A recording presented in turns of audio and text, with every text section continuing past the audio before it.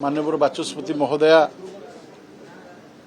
दुई थर आलोचना करिसेंती सरकारी दल और विरोधी दल को बसई आलोचना करिसेंती समस्त विषय आलोचना होईची एवं सरकार सकारात्मक ढंगरे काम करुचंती। आमे चाहूचु जे मान्यवर विरोधी दलर सदस्य माने विरोधी दलर सदस्य भावरे तांकर जो अधिकार अच्छी ओडिशार स्वार्थ पाई ओडिशार विकास पाई से गृह रे चर्चा आलोचना करंतु। बारंबार कहा जाउची जे गृह मध्यरे आपणकर विषय को उत्थापन करंतु। मु पचारिया चाहूँगी सेमानकु जे 17 तारीख आज पर्यंत जो भली भाव में से नौटंकी करुचंती जो विषय नहीं चाहूँगी आलोचना करने पाई ये पवित्र गृह रे से आलोचना करिसेंती कि सरकार को प्रश्न पचारिसेंती कि आलोचना चर्चा रे भाग नहीं करी ए विषय रे सरकार को घेरिसेंती कि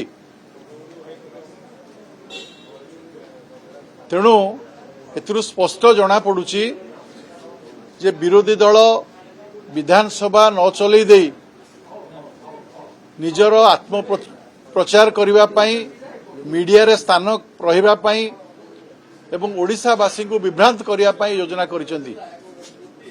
किंतु ओडिशार सरकार निष्पत्ति करिसेंती ओडिशा रो 4.5 कोटी ओडियांक पाई जो बजेट आसीची से बजेट पास हबो से बजेट लोक कल्याण रे लागिबो एवं ओडिशार विकास रे अग्रगति काम करिवो।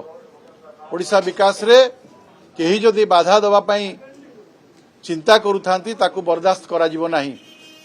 तेणु मु पुणी थरे मान्यवर सदस्य मानक अनुरोध करुची विरोधी दलर नेता को मध्य प्रार्थना करुची जे ओडिशार 4.5 कोटी ओडियांक स्वार्थ पाई ओडिशार विकास पाई से विधानसभा काम रे सहयोग करंतु एवं विधानसभा रे शून्य काल रे प्रश्न उठांतु मुलतवी प्रस्ताव आणंतु विभिन्न फोरम अछि तार व्यवहार करंतु एवं सरकार को घेरंतु।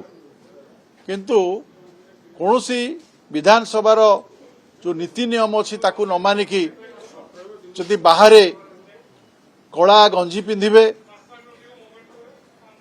शव संस्कार नारे राम नाम सत्य कहिबे या द्वारा ना एससीबी मेडिकल कॉलेज रो समस्यार समाधान हबा पाई सरकार जो चेष्टा करिसेंती सेथिरे सेमाने भागीदारी होई परिबे।